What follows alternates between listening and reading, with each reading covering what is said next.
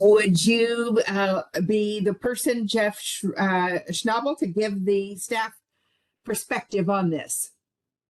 Good morning, Chair. Actually, we'll start with our division manager, Brent, and then I'll jump in after. Very good. Thank you. Brent, go ahead. Good morning, counselors. We're here today to give you a presentation on this year's update to the 6-year stormwater capital plan. Next slide, please. So I'm just going to give a general overview of what we're doing today, and then I'm going to hand it off to Jeff Schnabel, who is the program manager. So in terms of council action, this is an informational presentation to familiarize you with this year's update. The goal is to give you an overview of the 2023 to 2028 stormwater capital plan. In this overview, we're going to give a general overview of the MPDS permit, and then the county policies and goals and regulatory requirements of the permit. And then Jeff's going to give you an overview of or recap of this year's capital work. And then he's going to delve into the 2023-2028 plan, go over priorities, project types, schedules, and funding and grant components. So with that, I will hand this off to Jeff. Great. Thank you, Brent. Good morning, counselors. Good to see everyone. Jeff Schnabel, for the record, Stormwater Infrastructure Manager for Public Works Clean Water Division. Thank you so much for taking a few minutes today to chat with us about the 2023 to 2028 Stormwater Capital Plan. We'll jump right in here and talk a little bit about the Phase 1 Municipal Stormwater Permit, which, as you know, is the driver for much of what we do in the Clean Water Division. It's both a state and a federal mandated program. So we are basically under the Federal Clean Water Act, under the EPA. EPA delegates authority to regulate discharges to waters of the state down to the State Department of Ecology. So we are issued a Phase 1 National Pollutant Discharge Elimination System Municipal Stormwater Permit, which we typically refer to the permit to save a few words. And that is updated every 5 years. So we're currently operating under the permit that runs from August 2019 out to July of 2024. So midway through this new iteration of the capital plan, we will see a new permit come out, which may have different requirements and may change some of the things that we do going forward. So we're always constantly kind of looking at that with some lead time. Obviously, permit compliance with those regulations is important. The Clean Water Division leads that effort for the county. We are supported by multiple divisions within Public Works, as well as some other departments in the county, to try to make sure that we are complying with those requirements. So always point out that we take compliance with the permit very seriously. The downside of not complying with those requirements can be fines and or third-party lawsuits. So it's not a good thing. But we are very pleased with the general success we've had in program-wide meeting those requirements each year. And at the end of the day, obviously, we're working towards maintaining quality of life, public health, environmental health for the residents of Clark County. So on the right side of the slide, there's a little bit about some of the requirements and program components that we work on regularly in a clean water. They range from inventorying and managing our stormwater asset inventory all the way down to a lot of education and outreach, monitoring work that we've spoke with you before on. But today, what we're really focusing on is the stormwater capital projects and facility maintenance, which both play a big role in the capital plan. Next slide, please. So kind of our local framework and a little more about the specific regulatory requirements. The county policy is, of course, to meet the Phase 1 Municipal Stormwater Permit requirements. As we're doing that, our goals are to protect and enhance streams and wetlands, minimize stormwater impacts to receiving waters of all kinds. And we always have an eye towards maximizing the benefits of county-owned lands as we're doing this work. Specific requirements in the permit, structural stormwater controls are required to prevent or reduce impacts to waters of the state. So that's the primary driver behind what we do in the capital plan, is the structural stormwater control program. Maintenance and operations you see there also contributes quite a lot to what we do in the plan. We also have some stormwater management planning requirements going on in the background. At the bottom there, underground injection control program, we are also required to respond to UIC regulations. These are class 5 injection wells, commonly known as dry wells, which is a means of taking water and putting it back in the ground. We are mandated to address dry wells that cause harm or are a threat to groundwater. So say they're completed too deep and there's not enough treatment of the water per se before they get in the ground. We have to deal with those as part of our program as well. Luckily, we don't have too many that fall into that category, but when they do, you'll see them pop up in this plan. Next slide, please. So a little bit about our 2022 work. We like to let you know what is happening on the ground each year. So this year we had 5 projects in construction. 2 of them were straight water quality projects. One of them is a recent picture there at Mount Vista 8 stormwater facility, the one on the upper right. That was just taken a few weeks ago as we're converting an old 1970s era drainage control, flood control facility into a treatment and flow control facility to provide better water quality in the Whipple Creek area. We also are working on a big project on Hazeldale Avenue right now, up near where Cougar Creek crosses. There we're installing some catch basin filters and vaults to clean water before those stormwaters enter Salmon Creek. We are doing phase 2 right now of our Schreiber reforestation project out on the East Fork Lewis River. There's a photo of that from phase 1 last year on the bottom. That will be wrapping up here in the next couple of weeks. We do have one underground injection control project. Won't actually be completed this year. It will be completed in 2023, but it is a project removing 11 wells that were on our list of ones we need to deal with. And that project is the one that's combined with our our 99th Street Capitol Road project out there east of Leichner landfill. So we're getting those kind of knocked out together, which is always nice. And then of course we had the property acquisition that recently went through at the Cedars Golf Course. We were really happy to be able to contribute some clean water dollars to that purchase. We do get credit for those kinds of purchases under the permit. So a nice double win there.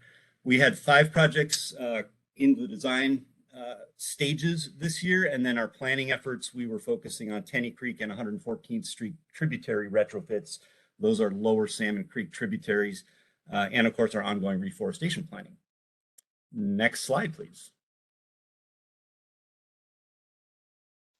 So looking ahead, 2023 to 8, our priorities, we like to revisit each year and make sure that we're kind of staying on track.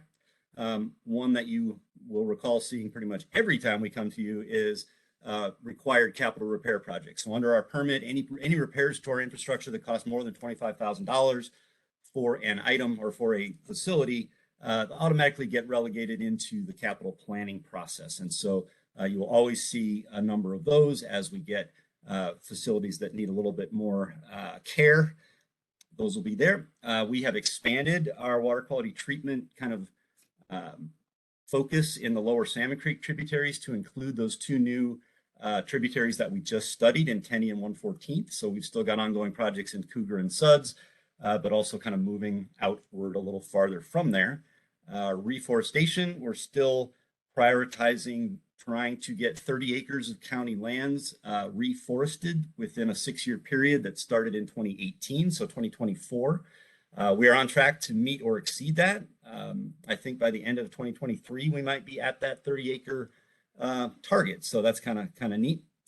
Property acquisition, of course, we're always looking out for opportunities to work with legacy lands, parks, to leverage those funds.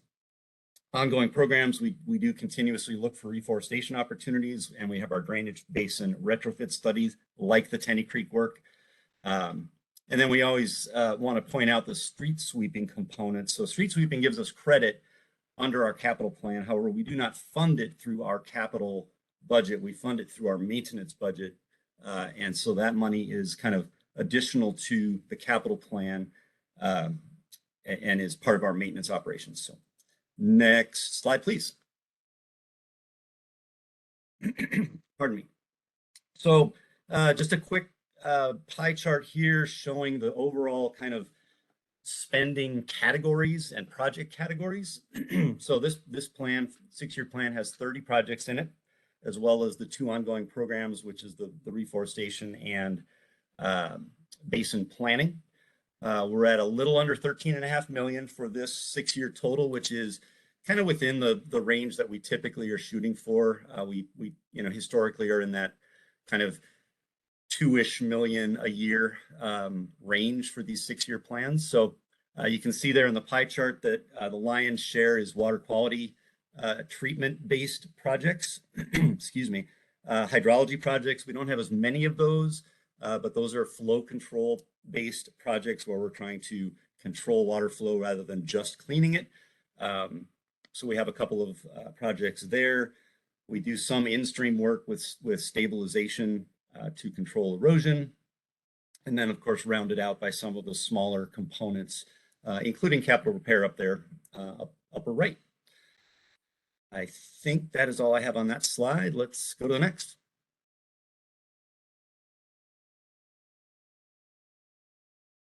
Oh, I'm sorry, next slide, please.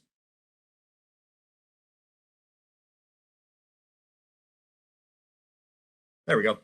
Thank you. So this one's a little small, my apologies. Please, at your leisure, be taking a look at the, there we go. Awesome, thank you. You can certainly take a peek and bring questions to us later. This is just a generalized schedule representing the 6-year matrix. We show you the current spending that we've done through 2022 there in orange. Blue is the funding for those projects that's allocated in 2023 to 28. And then way down at the bottom, when we do scroll down, you'll see that additional street sweeping funds that come out of our maintenance budget there. So over the 6 years, that's about 1.4 million. We provide about 240,000 or so towards that effort annually. And then, I'm sorry, if we could scroll back up. Thank you. So the thing I would just point out here is as always, the out years are much less populated, and they're a lot less set in stone. There's a lot of flexibility as we get out there to the out years. We don't really know what's going to happen with priorities based on grant funding we may receive, those kinds of things. So we try really hard to get the 2023 and 4, so that the first year, second year of the 6 years is really where it's at as far as our focus. And of course, that's one of the reasons that we come back annually to speak with you all about this and kind of adjust to the things that we've heard today about cost increases and various other things that go on. So I think that's all we'll say there, and we can keep on moving to the next slide.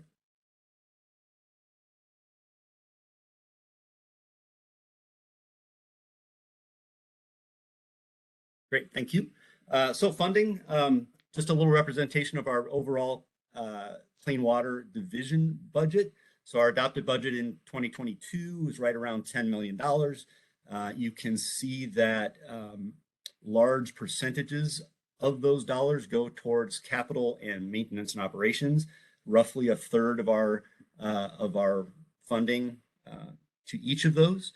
Rounded out then, of course, by some of those other elements that were on the lead-in slide to do the rest of those compliance activities that we work on.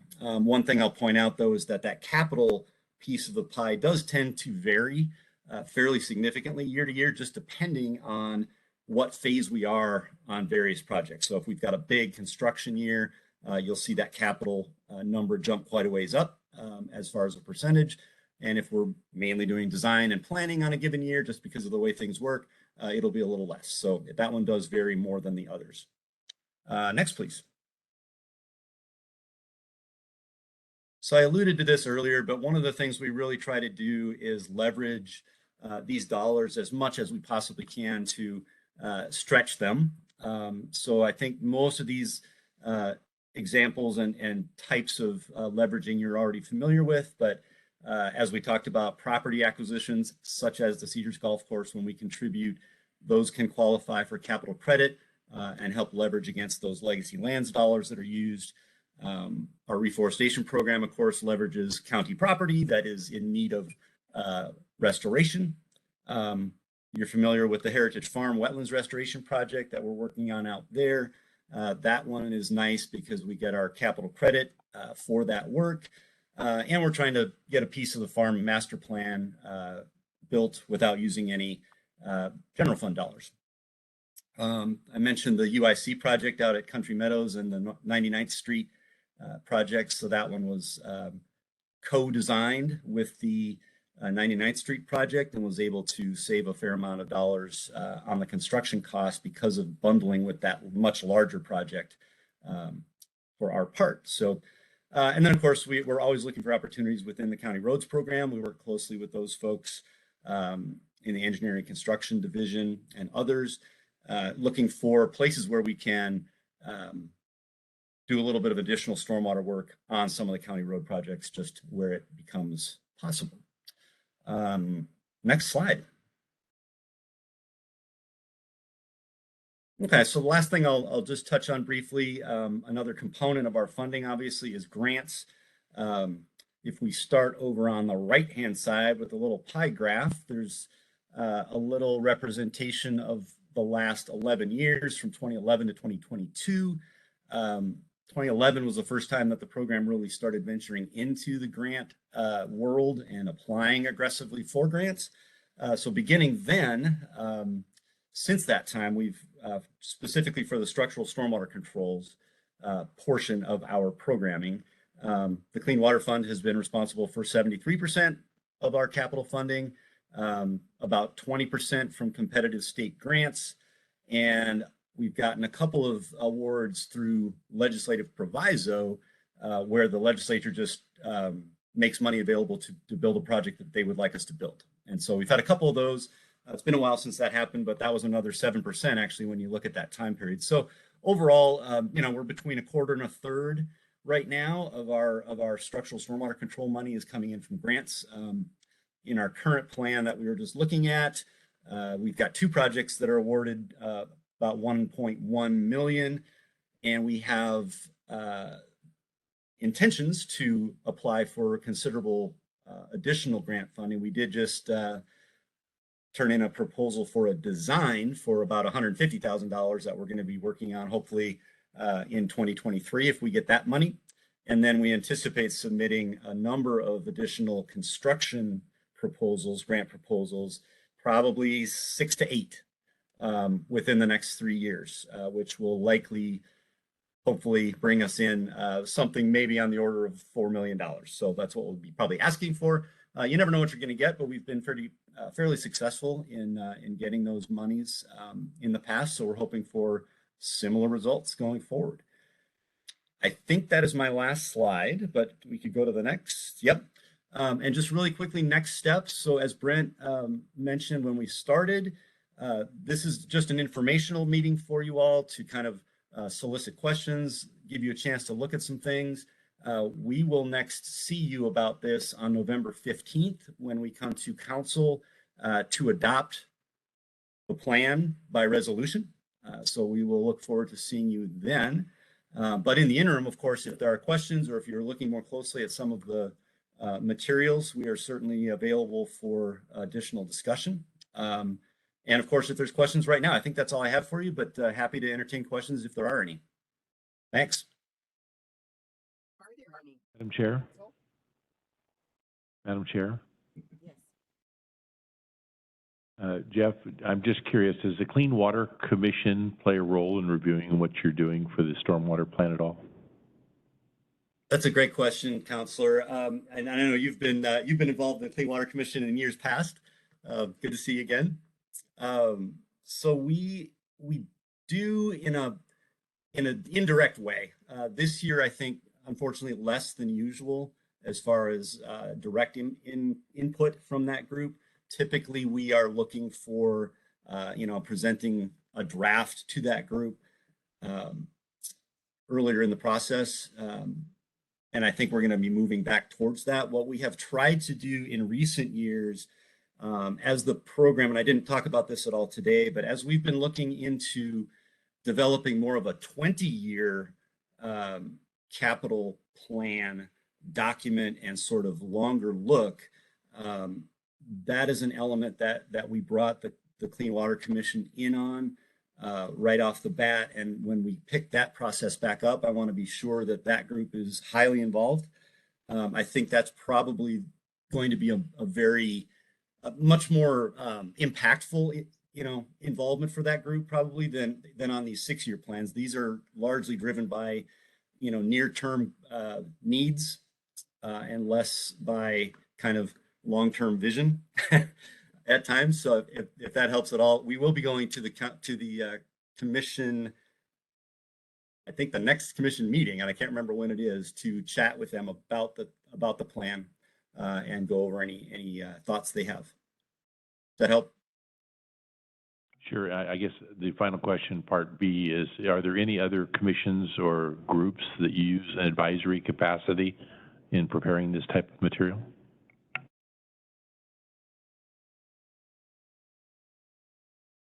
Within Clean Water, or are we talking kind of a larger? Oh, just in general. I didn't. Perhaps there are other commissions or groups, or that you would bounce some of this material off. Just broadly. I don't know that you do. I'm just curious. Oh, I see. Yeah, no, there really isn't outside of that Clean Water Commission, and of course this group. Most of the work of developing the plan is internal, working with public works divisions and prioritizing, the needs based on the permit. Fairly prescriptive, so we do tend to follow pretty close with what the permit requires. Thank you. Yep, you bet. Good question. Any others? Madam Chair. Yes, Councilor. And I think it's very similar to what Councilor Ryder was just asking. Mine gets to, what is the interagency crosstalk? What is the availability of people with intersecting objectives to sit down and map out a future? And I just focus on one area, and we've talked about this before. Ecology is well into the seasonal testing, the first year of testing of the Lacamas watershed. And I just, by coincidence, was talking to DNR at one of the Nakia fire briefings about their conservation interests in Lacamas meadows. We've also talked about the potential for our legacy lands contribution there. So are you keeping up? Is DNR or ecology rather sharing their data? What are we seeing as far as stormwater impacts? Camas has put a lot of housing up in that Green Mountain area, a lot of housing that I'm quite confident probably impacts stormwater drainage into Lacamas meadows and then ultimately impacting the lake.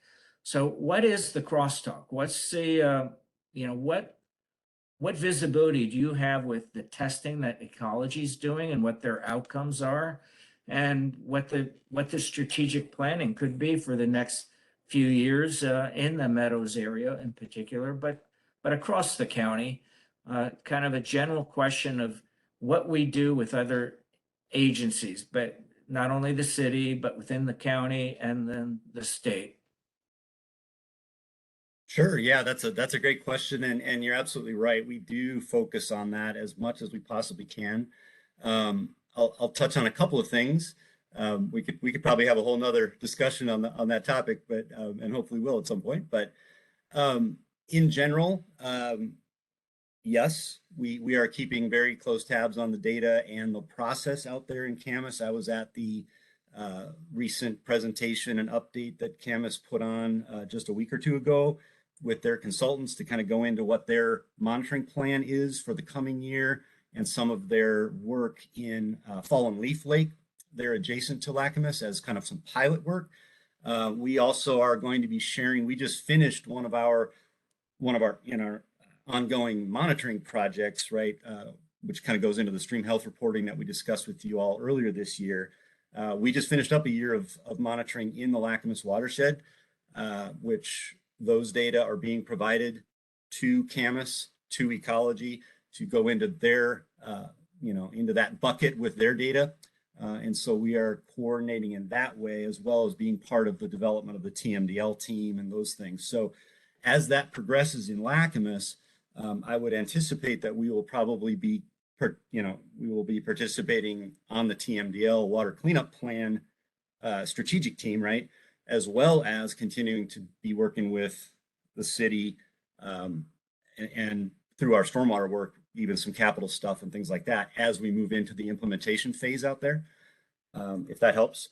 We're kind of, I'll point out also the nexus with the Vancouver Lake. As you know, we're looking at a lot of our work currently in this plan is focused on Lower Salmon Creek, which is a major tributary system to Vancouver Lake. So one of those ways that we can kind of get out ahead and try to start contributing to those solutions that folks are working on out there. So from a stormwater perspective, the way that we can contribute is to be retrofitting some of these areas that have non-existent or very outdated stormwater treatment. In some of these Lower Salmon Creek tributaries, we are including additional phosphorus treatment, nutrient removal treatment within our BMPs when we can, just because of that sensitive nature of the lake and that downstream water body. So there are ways that we can then, we cater what we're doing in some of our programs to make sure that we are getting the most bang for the buck with these regional partners, if that makes sense. Does that help at all? Super. I look forward to the continuing discussion and future planning. You bet. Me too. Other questions from council? Well, I think we'll just say thank you very much for your report today, and we will see you again on November 15, if not before. Thank you both for being here. Thank you, Chair. Bye-bye. Council, it is 10:11. Would you like to take a 5-minute break until 10:16? Yes? Okay, we're on 10:16. I'll see you right back here.